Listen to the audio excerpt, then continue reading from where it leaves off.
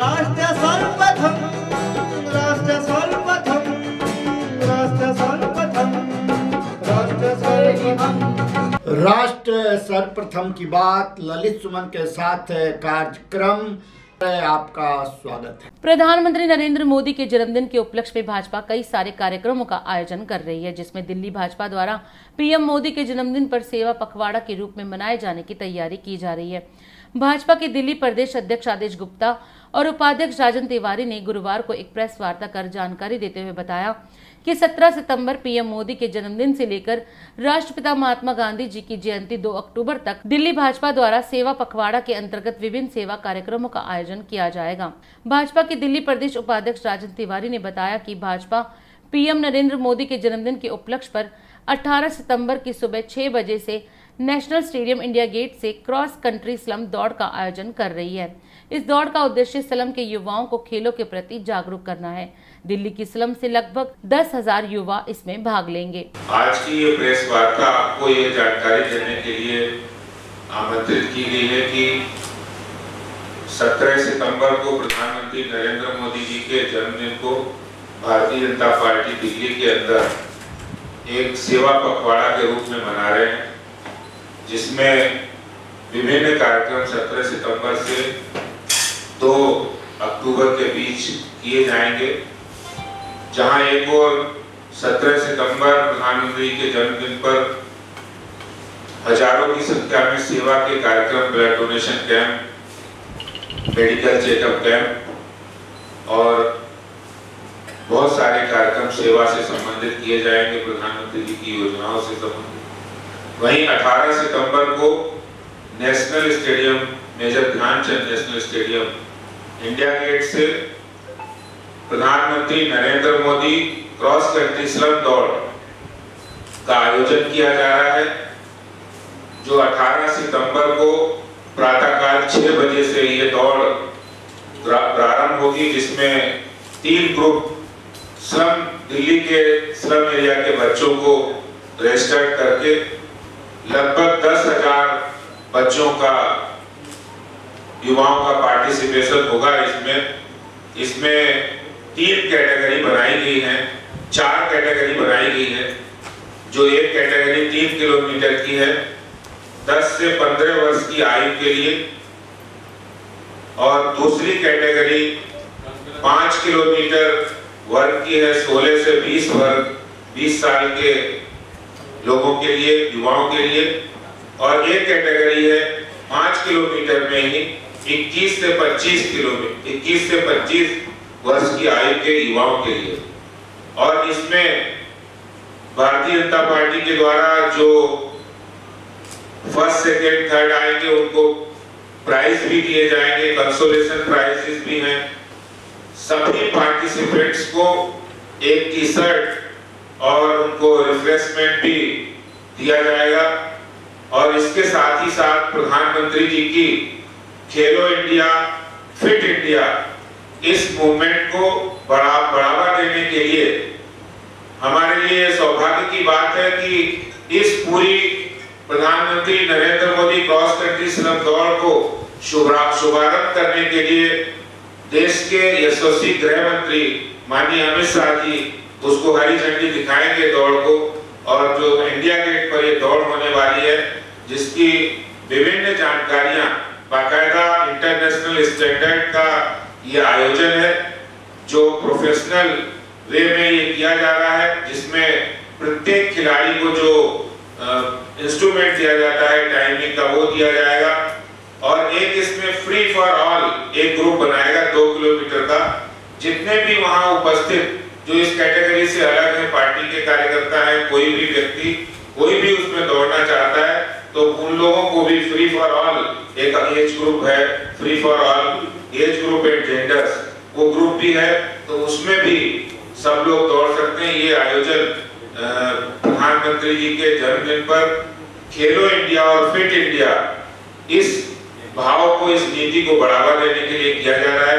इस बड़े आयोजन का उद्देश्य स्लम एरिया में झुग्गी झोपड़ी में रहने वाले जो युवा साथी हैं, जो बहुत टैलेंटेड हैं, उनकी प्रतिभा को खेलों के प्रति रुझान करना और उनको बढ़ावा देना, ये उद्देश्य है। इसमें आपको सूचनार्थ और ये सब बातें आपके बीच में रखिए। बहुत बहुत धन्यवाद। आज जो प्रेस कॉन्फ्रेंस में जो बातें रखी गई है उसके बारे में क्या कहना चाहिए? देखिए, आज जो हमने प्रेस की उसमें हमने आपको जानकारी दी कि कैसे दिल्ली के स्लम के बच्चों को हम लोग नेशनल स्टेडियम लाकर उनको एक क्रॉस कंट्री इवेंट के अंदर जो नरेंद्र मोदी जी के नाम से रखा गया है, प्रधानमंत्री Narendra Modi cross country slum दौड़ के रूप से इसका शीर्षक है। वहाँ वो बच्चे आएंगे और उसमें हिस्सा लेंगे। इसके अंदर प्राइज़ मनी भी है, लगभग 3 लाख रुपए का प्राइज़ मनी है जो हम सब अन्य वर्ग के बच्चों को देंगे।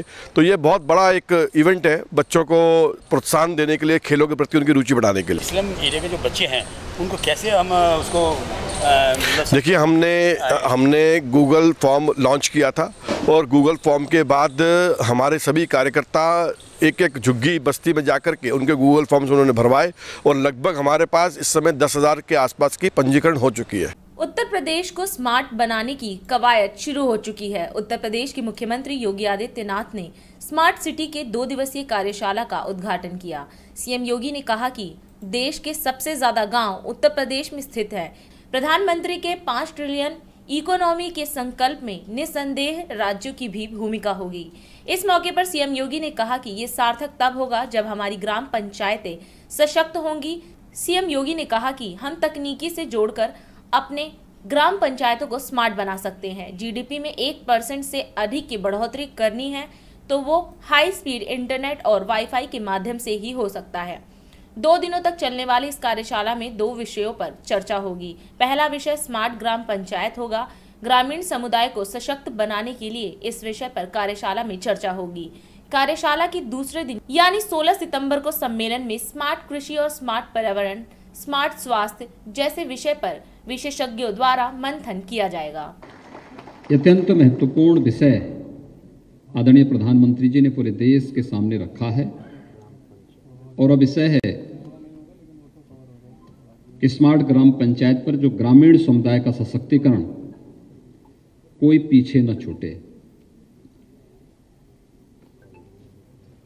यानी आज की स्थिति में एक समग्र विकास की अवधारणा को प्रस्तुत करने वाला विषय देश के सामने है और उन स्थितियों में जब यहाँ पर मुझे यह अवगत कराया गया है कि राष्ट्रीय स्तर पर कार्य करने वाली वे तमाम संस्थाएं सरकारी और गैर सरकारी क्षेत्र में जिन लोगों ने ग्रामीण विकास के क्षेत्र में कुछ नया किया है, वे सभी इस दिशा में कार्य कर रही हैं। हम सब जानते हैं देश के अंदर लगभग 2.5 लाख ग्राम पंचायतें हैं और उनमें से 58,000 से अधिक ग्राम पंचायतें उत्तर प्रदेश में हैं।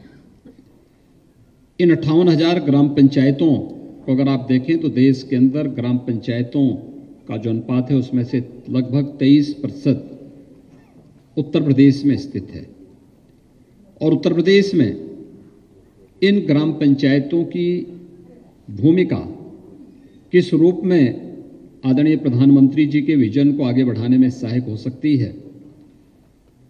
प्रधानमंत्री जी ने देश की अर्थव्यवस्था को $5 ट्रिलियन की इकोनॉमी के रूप में बनाने का जो संकल्प लिया है, स्वाभाविक रूप से राज्यों की भी उसमें भूमिका होगी। उत्तर प्रदेश शासन ने भी उत्तर प्रदेश की अर्थव्यवस्था को अगले 5 वर्ष के अंदर $1 ट्रिलियन की इकोनॉमी के रूप में बदलने की अपनी एक व्यापक कार्य योजना को आगे बढ़ाया है। लेकिन ये सार्थक होगा तब जब हमारी ग्राम पंचायतें स्वयं आत्मनिर्भर होंगी। मैं बार बार कहता हूं कि ये संभावनाएं हैं और उत्तर प्रदेश जैसे राज्य में है, पूरे देश के अंदर हर ग्राम पंचायत के अंदर इस प्रकार की संभावनाएं मौजूद हैं। हम सब जानते हैं कि तकनीक का उपयोग करते हुए कैसे हम इसको और भी आसानी से अचीव कर सकते हैं और आत्मनिर्भरता के लक्ष्य को प्राप्त करके हम अपनी ग्राम पंचायत को स्मार्ट ग्राम पंचायत बनाने में कैसे सफल हो सकते हैं। हाई स्पीड इंटरनेट की सुविधा या वाईफाई की जो ग्राम पंचायत में सुविधा उपलब्ध होना,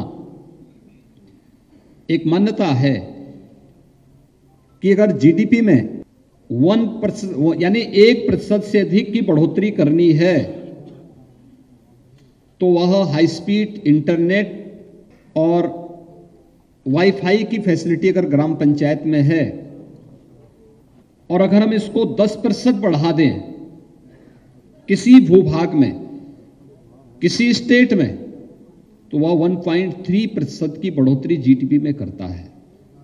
उत्तर प्रदेश राज्य के संदर्भ में अगर हम देखें तो यहां पे लगभग 32-33% ही अभी ग्रामीण क्षेत्र में हमारे पास इंटरनेट और वाईफाई की सुविधा है।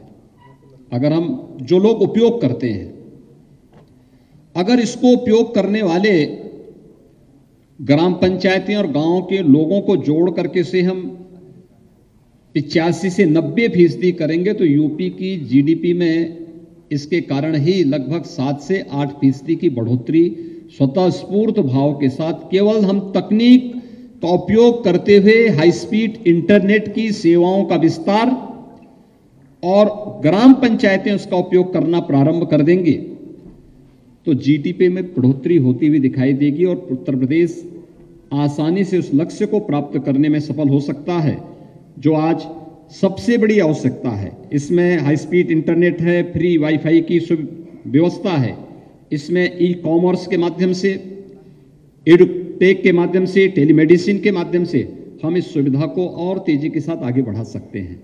मेरा मानना है कि अगर भारत को आदरणीय प्रधानमंत्री जी के आत्मनिर्भरता के लक्ष्य को प्राप्त करना है, हमें इसकी नींव को आत्मनिर्भर बनाना पड़ेगा। भारत की आत्मा गांव में निवास करती है और गांव आत्मनिर्भर होगा तो बापू के सपने को साकार करने में मदद मिलेगी। जो उन्होंने ग्राम स्वराज की परिकल्पना की थी वो एक आत्मनिर्भर गांव की ही की थी। आत्मनिर्भर गांव ही स्मार्ट गांव की इस परिकल्पना को साकार कर सकता है। उत्तर प्रदेश सरकार ने इस दिशा में काफी प्रयास किए हैं और मुझे पूरा विश्वास है कि आज की यह जो 2 दिवसीय कार्यशाला है, ये 2 दिवसीय कार्यशाला इस गति को और तेज करने में निर्णायक साबित होगी। और अधिक खबरों के लिए आप हमारे YouTube चैनल दैनिक इंडिया दर्पण को अभी सब्सक्राइब करें और नोटिफिकेशन के लिए बेल आइकन को प्रेस करना ना भूलें।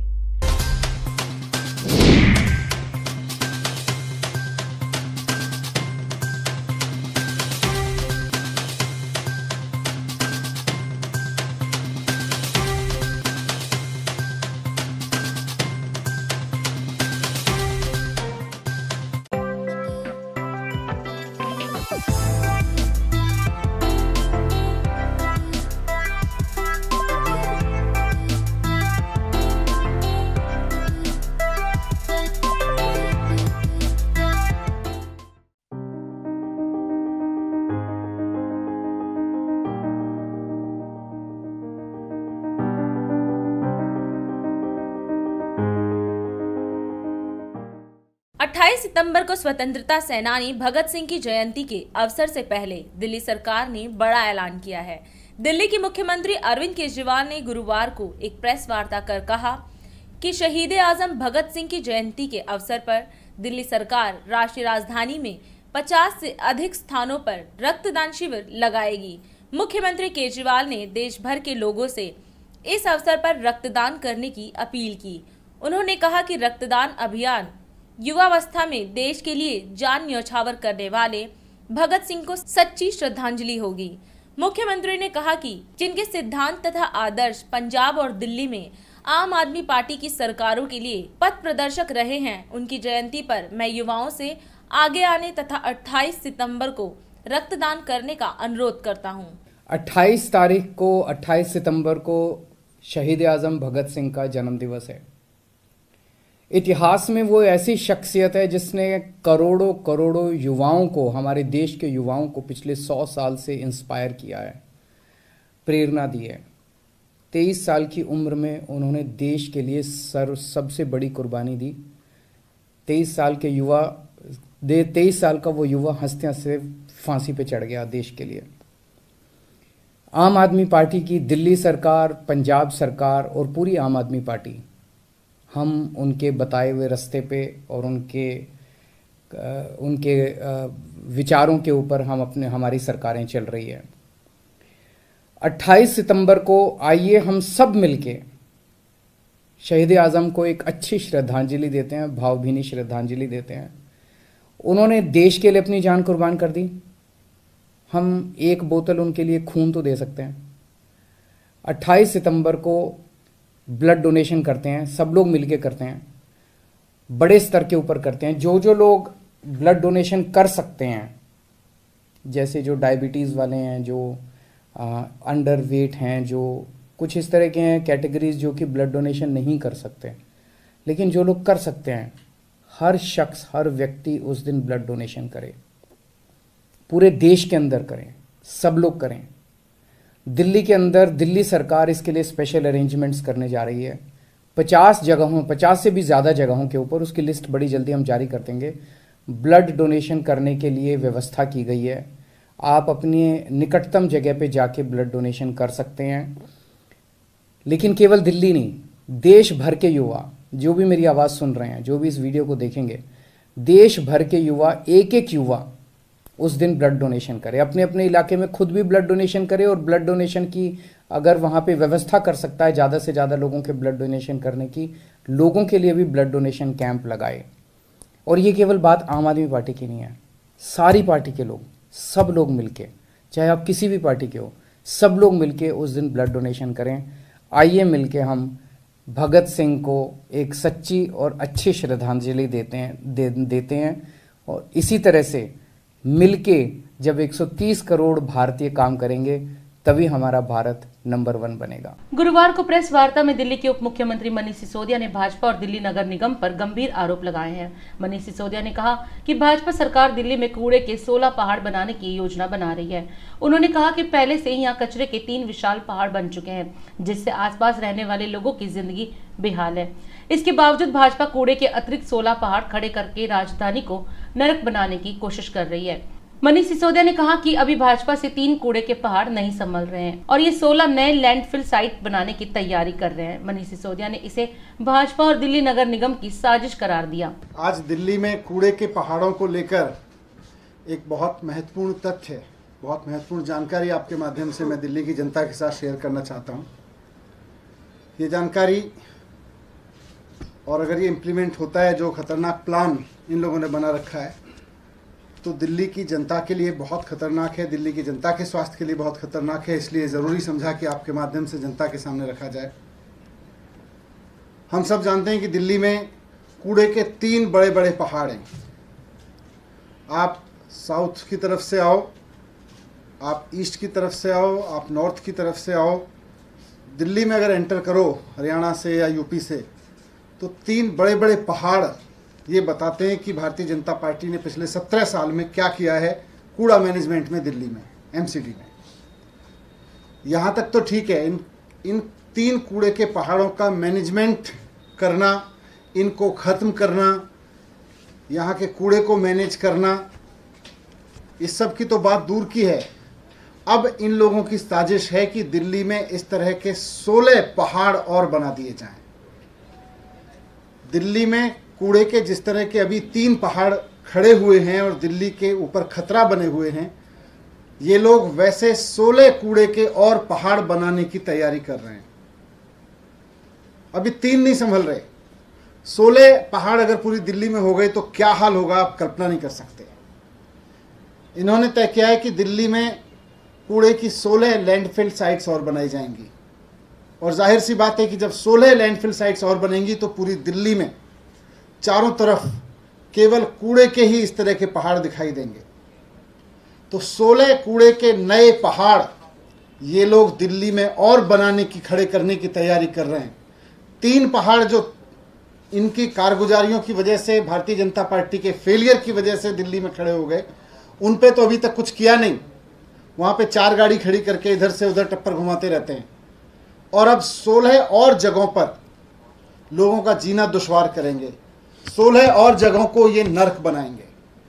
हम सब जानते हैं, आप सब लोग भी जानते हैं कि जहाँ जहाँ ये 3 कूड़े के पहाड़ इस समय हैं, उसके आसपास के लोगों की ज़िंदगी कितनी नर्क है।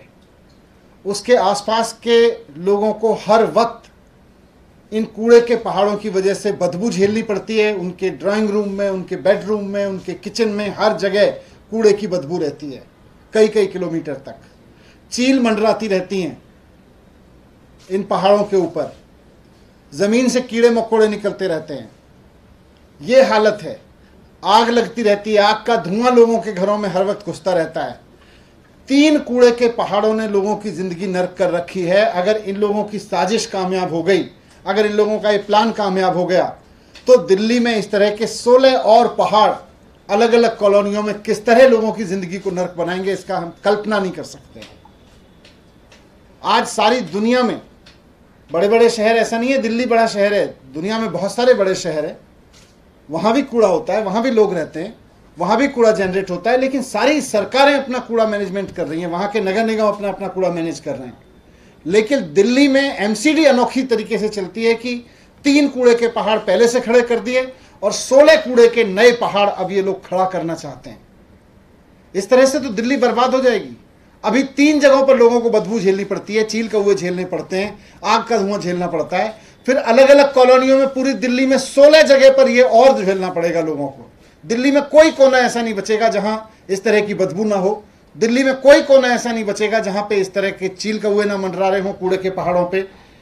ये मैनेज नहीं करना जानते, ये केवल और केवल लड़ाना भिड़ाना जानते हैं, ये केवल साजिशें करना जानते हैं। अब इनसे ये 3 पहाड़ मैनेज नहीं हो रहे और 16 और नए पहाड़ बनाने की इनकी तैयारी हो रही है। मैं आज आप सबके माध्यम से दिल्ली की जनता को कहना चाहता हूं कि आज अरविंद केजरीवाल जी के पास प्लान है। उनको आपने बिजली की जिम्मेदारी दी, उन्होंने 24 घंटे बिजली दे के दिखाई, दिल्ली को फ्री बिजली दे के दिखाई। आपने उनको पानी की जिम्मेदारी दी, पानी दे के दिखाया। आपने उनको स्कूल की जिम्मेदारी दी, स्कूल शानदार करके दिखाए। आपने उनको हेल्थ की जिम्मेदारी दी, हेल्थ पे काम करके दिखाया कि दुनिया देख रही है। कूड़ा का मैनेजमेंट आपने 17 साल भारतीय जनता पार्टी को दिया और भारतीय जनता पार्टी ने 3 पहाड़ कूड़े के दिल्ली को दिए, दिल्ली की जिंदगी नरक बनाने के लिए, और 16 पहाड़ और अभी जाने से पहले दे के जाना चाहती है। इनको ये मौका मत दीजिए। आप अरविंद केजरीवाल जी पे भरोसा करिए। जिस तरह से बाकी चीज़ों में मौका दिया, वैसे ही कूड़े के मैनेजमेंट में भी देखिए अरविंद केजरीवाल जी के पास पूरा प्लान है कि किस तरह से दिल्ली के इन 3 पहाड़ों को भी खत्म किया जा सकता है। इनके पास प्लान है कि 3 पहाड़ों के साथ साथ 16 पहाड़ और कैसे खड़े किए जाएं कूड़े के। तो मैं आपके माध्यम से यही प्लान इनका जनता तक पहुंचाना चाहता हूं कि ये 16 कूड़े के पहाड़ नहीं बनने देने हैं, नहीं तो ज़िंदगी पूरी तरह से मुहाल हो जाएगी दिल्ली के लोगों की, और दिल्ली देश की राजधानी नहीं बल्कि कूड़े के पहाड़ों का शहर बन जाएगी पूरी तरह से। दिल्ली में आबकारी नीति को लेकर एक बार फिर भाजपा और आम आदमी पार्टी के बीच घमासान छिड़ गया है। अब भाजपा ने मामले में एक और स्टिंग ऑपरेशन का वीडियो जारी किया है, जिस पर आज भाजपा के दिल्ली प्रदेश अध्यक्ष आदिश गुप्ता, भाजपा के वरिष्ठ नेता मनजिंदर सिंह सिरसा, भाजपा के राष्ट्रीय प्रवक्ता सुधांशु त्रिवेदी और भाजपा के दिल्ली प्रदेश प्रवक्ता हरीश खुराना ने एक प्रेस वार्ता कर दिल्ली सरकार पर गंभीर आरोप लगाए हैं। भाजपा नेता सुधांशु त्रिवेदी ने कहा कि आम आदमी पार्टी के घोटाले का एक और स्टिंग ऑपरेशन सामने आया है। इस घोटाले के आरोपी अमित अरोड़ा ने पूरी पोल खोल दी है। किस किस ने कितना पैसा लिया, किस प्रकार से घोटाले हुए, सारी चीजें उजागर हो गई हैं। भाजपा ने आम आदमी पार्टी पर आरोप लगाया कि पूरी की पूरी पॉलिसी घोटाले के लिए ही तैयार की गई थी। आज से सोशल मीडिया पर कई जगहों पर एक स्टिंग ऑपरेशन का वीडियो बहुत प्रखरता के साथ ऐसी खतरनाक और घातक बातें कह रहा है, मेरे विचार से उसको देखने और समझने के बाद किसी भी प्रकार के बचाव का स्कोप नहीं रह जाता है। इस स्टिंग ऑपरेशन में इस घोटाले के आरोपी नंबर 9 अमित अरोड़ा किसी व्यक्ति को इतना विस्तार बता रहे हैं कि किस किस प्रकार से किस कंपनी को कितना पैसा लिया गया, एडवांस में पैसा लिया गया। और इतना ही नहीं है, इसमें सिर्फ पैसे लेने और देने का उल्लेख नहीं है, पूरी की पूरी पॉलिसी किस व्यवस्थित ढंग से बनाई गई कि चुनिंदा लोगों के हाथ में ही पैसा रहे और कैश का फ्लो भी उन्हीं के हाथ में रहे। वो चीजें देखकर निश्चित रूप से आप लोगों को भी बहुत दुखद आश्चर्य होगा।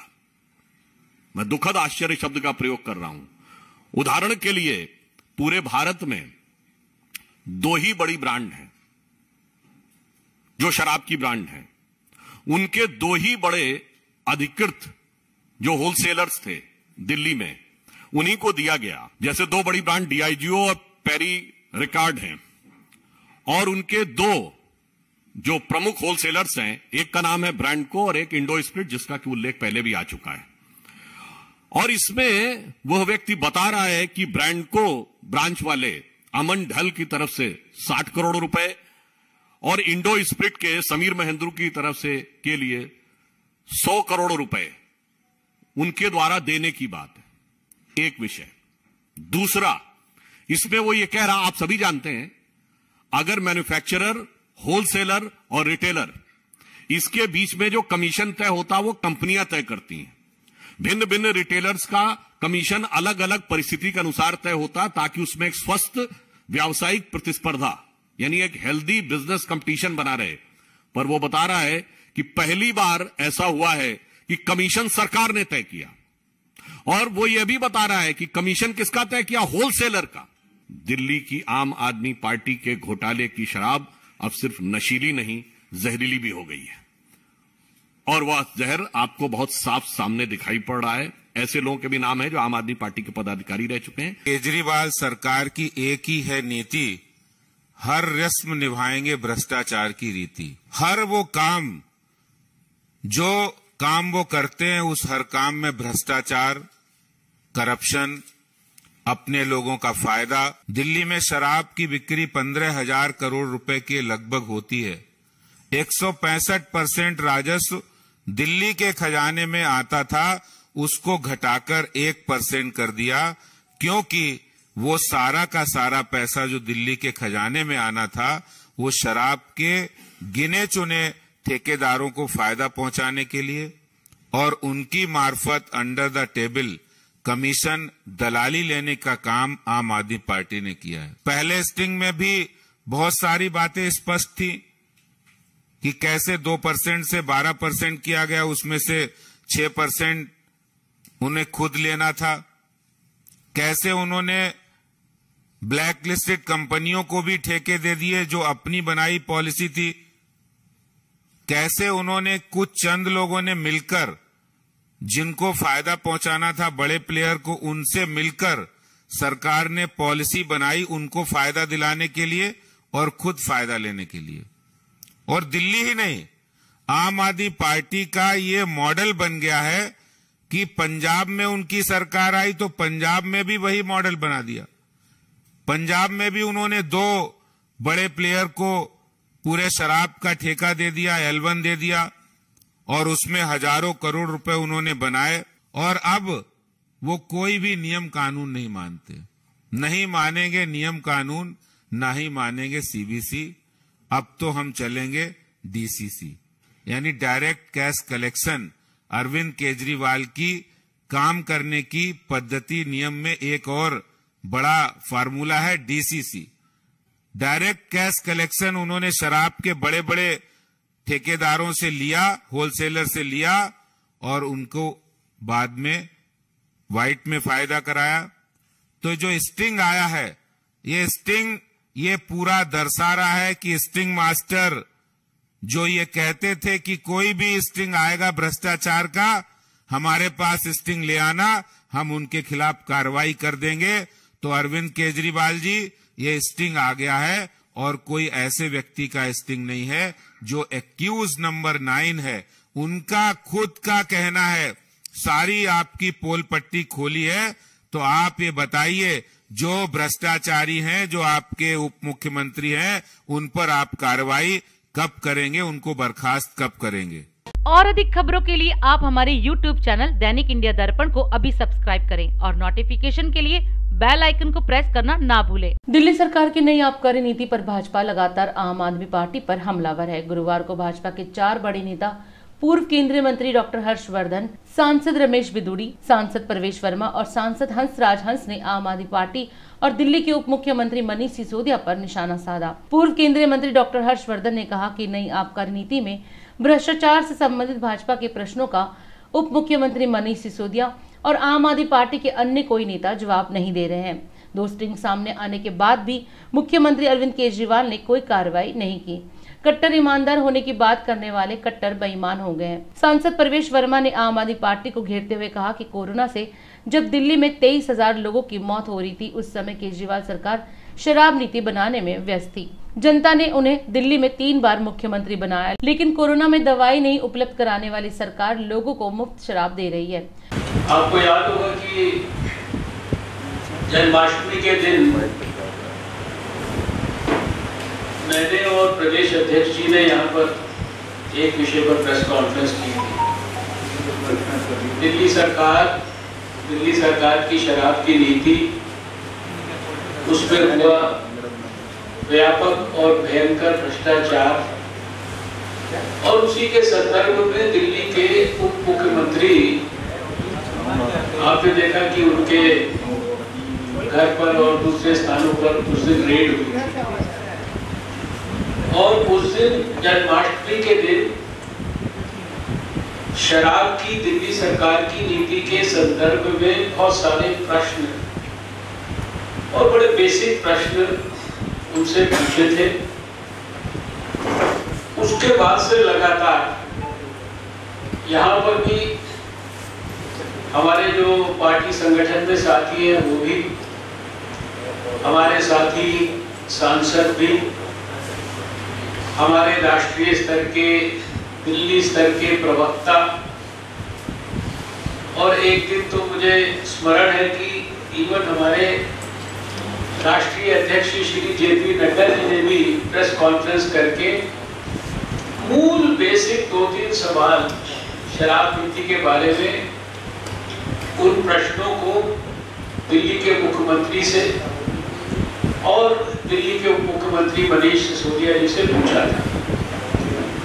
आज तक लगातार इतनी बार ये प्रश्न, जो बड़े मूल प्रश्न हैं, उनको जवाब नहीं मिले हैं, और उन प्रश्न के बदले कुछ इधर उधर की ऊल झलूल बातें करके देश का, दुनिया का ध्यान वो डाइवर्ट करते रहते हैं, लेकिन कभी प्रश्नों का उत्तर नहीं देते हैं।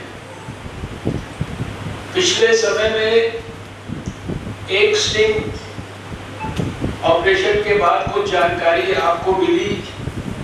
सनी मारवा जो एक्यूज्ड नंबर 13 है FIR में इस सारे शराब के घोटाले की, उनके पिता के स्टिंग ऑपरेशन के माध्यम से आज अब तक आपने भी देख लिया होगा वो स्टिंग ऑपरेशन, क्योंकि वो हमारे पार्टी के राष्ट्रीय प्रवक्ता ने उसकी चर्चा की थी सुबह। ये एक्यूज्ड नंबर 9 अमित अरोड़ा का स्टिंग ऑपरेशन है, जिसमें भी वो बहुत सारी जानकारियां दे रहे हैं।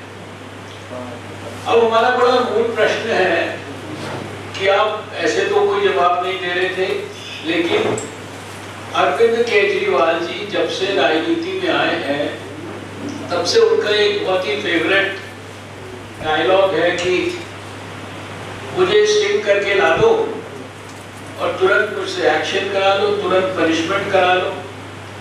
लेकिन हम देख रहे हैं कि अब एक स्टिंग आया पहले, अब एक स्टिंग आज भी आ गया है, और जितनी जानकारियां इन स्टिंग ऑपरेशंस में है उससे ज़्यादा जानकारी तो स्पष्ट रूप में हो नहीं सकती।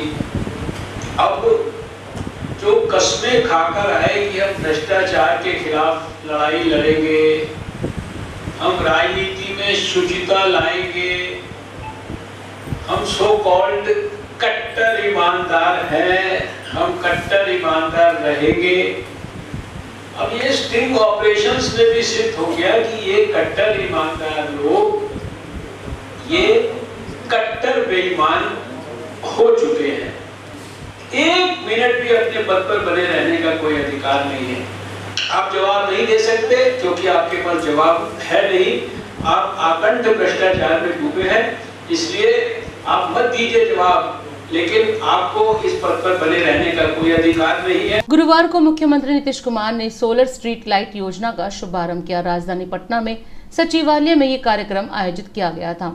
योजना की शुरुआत करने के बाद मीडिया से बातचीत करते हुए नीतीश कुमार ने कहा कि बिहार में अब तक और भी ज्यादा विकास होता, लेकिन केंद्र सरकार बिहार के साथ सौतेला व्यवहार कर रही है।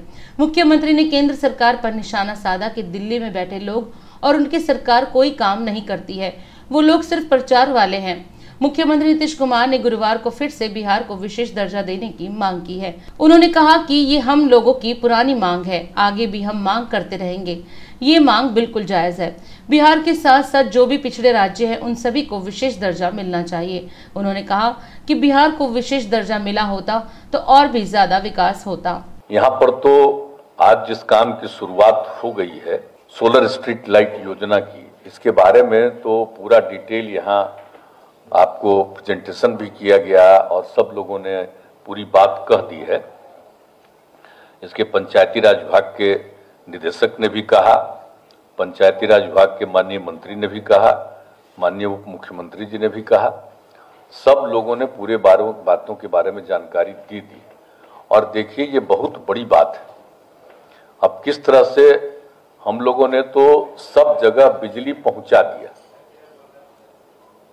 और जब सब जगह बिजली पहुंचा दिया, गांव-गांव में सबके घर तक बिजली पहुंचा दिया, और जिसके बारे में आपको बता दिया गया कि हर घर नल का जल पहुंचा दिया गया, तो एक एक काम जो कर दिया गया है, पक्की गली नाली का निर्माण कर दिया गया, शौचालय का निर्माण कर दिया गया, स्कूलों के व्यवस्था का सारा काम किया गया है एक एक चीज के लिए।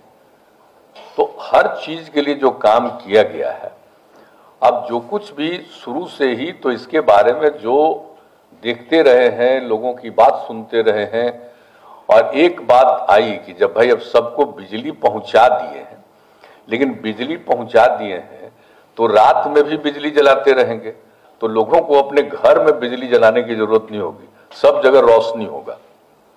तो उसी को ध्यान में रख करके इसके बारे में सोचा गया और इसका पूरा अध्ययन कराया गया। और अभी आपको बताया जा रहा था कि एक एक चीज के बारे में कैसे कैसे हम लोग देखेंगे, कहीं कोई कमी आ गई, कोई दिक्कत आ गई, सब चीज को जांच करके देखते रहेंगे और उसके बाद उसको ठीक करने की कोशिश करेंगे। ये सारी बात बता दी गई। तो इसके बारे में तो हम प्रारंभ से ही कह रहे हैं कि भाई जब कोई काम हम लोग करना चाहते हैं तो सबसे बड़ी बात है कि सिर्फ काम न कर दे, बल्कि काम ठीक ढंग से क्रियान्वित हो और उसका देखभाल इस तरह से करिए कि वो सुरक्षित रहे। तो इसके लिए सब कुछ हो रहा थी। सोलर स्ट्रीट लाइट का तो समझ ही रहे, सोलर स्ट्रीट लाइट लग गया तो रात में रोशनी हो जाएगी, तब कितना अच्छा लगेगा। कभी सोचिए, आप में से, हम लोगों में से तो बहुत लोगों का गांव से मतलब है ना भाई, यहाँ सब हमारे पत्रकार बंधु हैं, तो इनमें भी तो बहुत लोगों का गांव से मतलब है।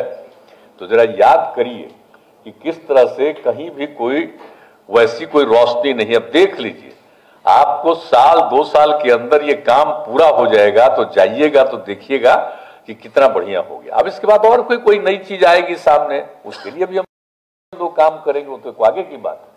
लेकिन अभी कम से कम ये जो सोलर स्ट्रीट लाइट के जरिए सबको रात में भी रोशनी मिल जाएगी, तो ये कितनी खुशी की बात होगी। और एक बार जब इसको किया जा रहा है, जो आप लोगों को बताया गया कि हर वार्ड में 10 किया जाएगा, हर एक पंचायत में उसका अतिरिक्त 10 किया जाएगा, और विभिन्न जगहों के बारे में आपको बता दिया गया कि जो कुछ भी भवन है तो उन सब चीजों के लिए जो हम लोगों ने पंचायत सरकार भवन बनाया है उसके लिए, वहां कोई अस्पताल है तब उसके लिए, अन्य स्कूल है उसके लिए, तो इन सब चीजों के लिए भी तो वो करेंगे ही। और भी वो चीज देख लेंगे कि अगर मान लीजिए कि किसी वार्ड की संख्या ज्यादा है, 10 लगाने के बाद भी कहीं कुछ कमी रह गई है, तो उसी में जो हर पंचायत को 10 का भी इंतजाम कर दिया गया है ताकि वो भी हो जाए। तो ये सब चीज जो करने के बारे में निर्णय लिया गया है और किया जा रहा है एक बार क्रियान्वित। इन लोगों ने 5 जगह पर, सबसे पहले हमने कहा कि भाई पहले एक बार करके कुछ जगहों पर देख लीजिए कि भाई ठीक ढंग से हो रहा है कि नहीं हो रहा। अब प्रचार वाले हम लोग नहीं, आप कुछ क्या कीजिएगा, कुछ को जिसको कुछ करना नहीं है, खाली प्रचार करना, तो वो तो अपना चलते रहे, हम लोग उसमें क्या करेंगे। लेकिन हम लोग तो भाई काम करते रहेंगे, रात दिन काम करते रहेंगे, और बिहार का उत्थान हो रहा है जितना तेजी से हम लोगों ने बढ़ाया। कहीं से कुछ आया है जी? अगर विशेष राज्य का दर्जा मिल गया होता बिहार को, सब गांव के लोग जरा समझ लीजिए, काहे हम विशेष राज्य का दर्जा मांग रहे थे? इसलिए ना मांग रहे थे विशेष राज्य का दर्जा कि अगर विशेष राज्य का दर्जा मिल जाए बिहार को तो कितना ज्यादा होता, कितना ज्यादा फायदा होता, आज हम कितना ज्यादा और डेवलप कर जाते।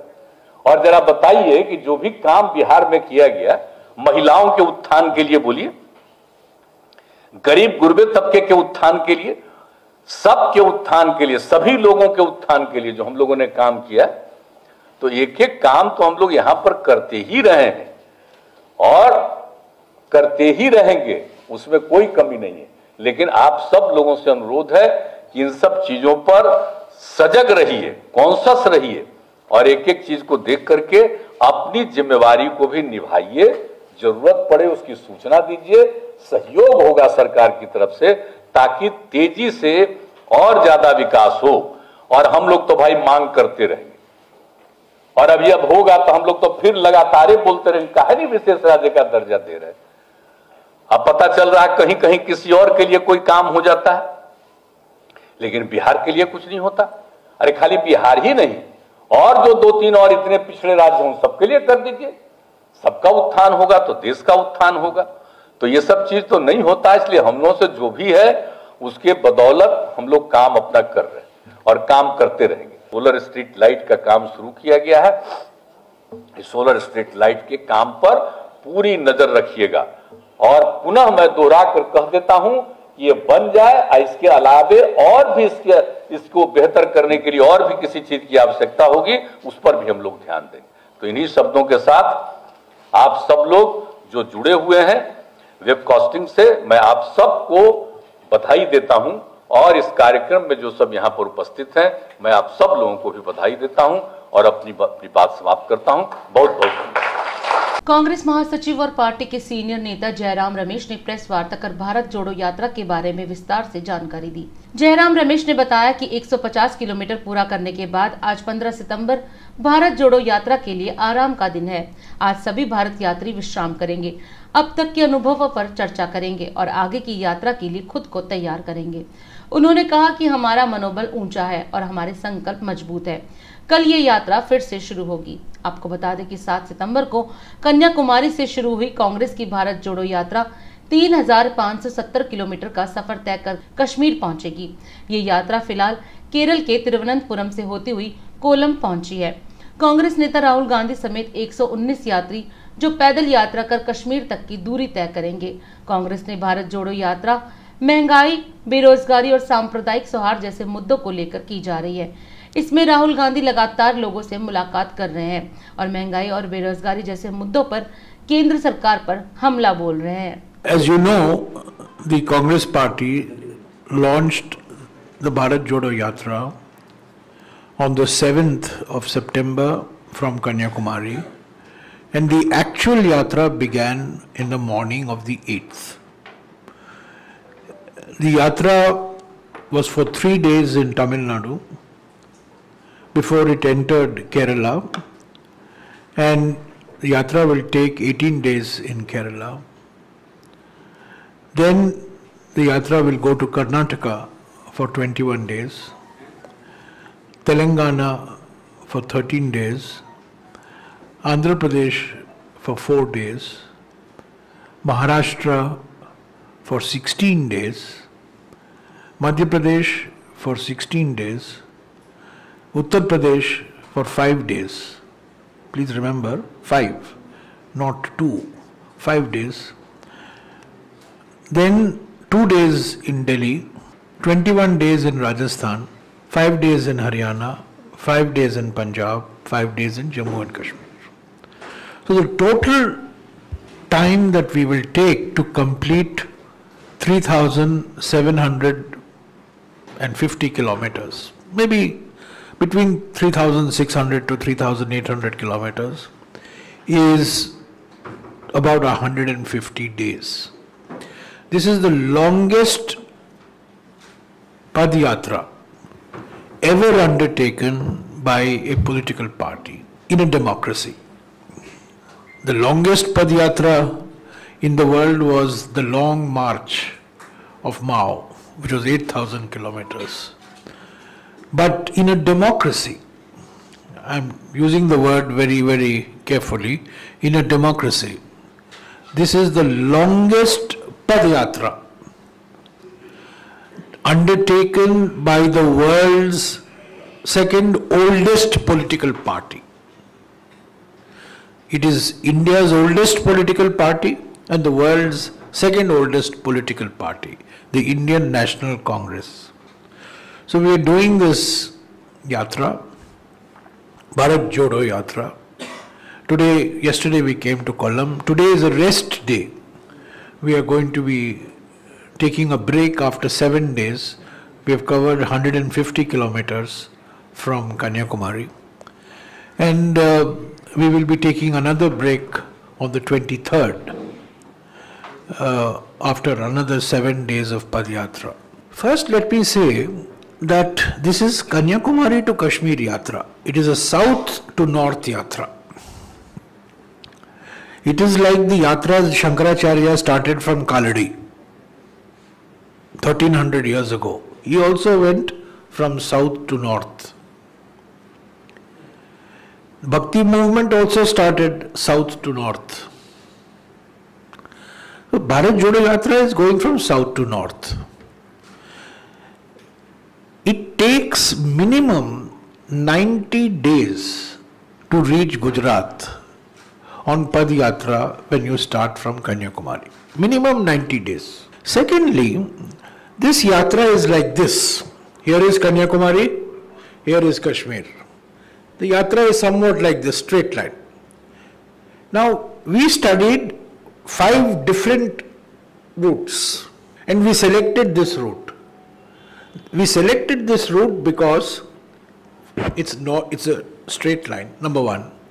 Number two, this is the only route from Kanyakumari to Kashmir which is on Padyatra. All other routes, you require bus, you require some car, you require some boat. So this is the only route on which you can go by Padyatra, number one. Number two, we are not going through forest areas. So because there is security angle, there has to be security clearance because Mr. Rahul Gandhi has the highest security protection. So we could not select some other routes. So based on geography, based on security, we selected this route, Kanyakumari to Kashmir. So this is the reason why Gujarat and Himachal don't figure. If you are asking me where Mr. Rahul Gandhi filed his nomination, I have no idea. It's his decision. But the way it is going, he's going to be in the Bharat Jodo Yatra. He'll be in Kerala when this election schedule, is progressing. He has consistently said, I am one of the Padyatris. I am not leading the Padyatri. I am one of the Padyatris. There are 120 Padyatris, roughly 120. He is one of the Padyatris. अब वक्त है देश दुनिया की धड़ाधड़ 10 खबरों का। Tamil Nadu CM MK Stalin का अमित शाह को जवाब, बोले इंडिया को हिंदिया मत बनाइए। शाह ने कहा था हिंदी सभी भारतीय भाषाओं की दोस्त है। लखीमपुर खीरी कांड में दुष्कर्म के बाद की गई दोनों बहनों की हत्या, मुख्य आरोपी छोटू, जुनैद, सुहेल समेत 6 गिरफ्तार। पीएम मोदी आज उज्बेकिस्तान होंगे रवाना, कल लेंगे एशिया शिखर सम्मेलन में भाग। बिहार में क्राइम हो रहा आउट ऑफ कंट्रोल, बेगूसराय की घटना के बाद भागलपुर में कारोबारी की गोली मारकर की गई हत्या। कांग्रेस के वरिष्ठ नेता पी चिदंबरम का बीजेपी पर निशाना, कहा भारत का थोक खरीदार भारत के सभी विधायकों को खरीद लेगा। प्रशांत किशोर ने बिहार के सीएम नीतीश कुमार से मुलाकात की बात को सच बताया, कहा 2 दिन पहले नीतीश कुमार से मुलाकात हुई और कई मुद्दों पर हुई चर्चा। लखीमपुर खीरी मामले पर सख्त योगी सरकार, डिप्टी सीएम बोले अपराधी के खिलाफ ऐसी कठोरतम कार्रवाई होगी जो एक मिसाल बनेगी। कर्नाटक सरकार विधान परिषद में पेश करेगी धर्मांतरण विरोधी विधेयक, इसके लिए भाजपा ने जेडीएस और कांग्रेस से समर्थन की अपील की। एयर शो में वायुसेना के सूर्य किरण विमान कल भुवनेश्वर में दिखाएंगे करतब। एयर शो में ओडिशा के राज्यपाल गणेशी लाल और मुख्यमंत्री नवीन पटनायक के शामिल होने की उम्मीद। शिवसेना ने एक बार फिर महाराष्ट्र के सीएम एकनाथ शिंदे पर कसा तंज। सीएम कुर्सी के बदले वेदांता फॉक्सकॉन डील गुजरात को दी, कल मुंबई बेच देंगे। राष्ट्र सर्वप्रथम की बात ललित सुमन के साथ कार्यक्रम में हम आज आपसे विदा लेते हैं। राष्ट्र सर्वप्रथम, वंदे मातरम, जाग उठा है भारत। राष्ट्र सर्वप्रथम।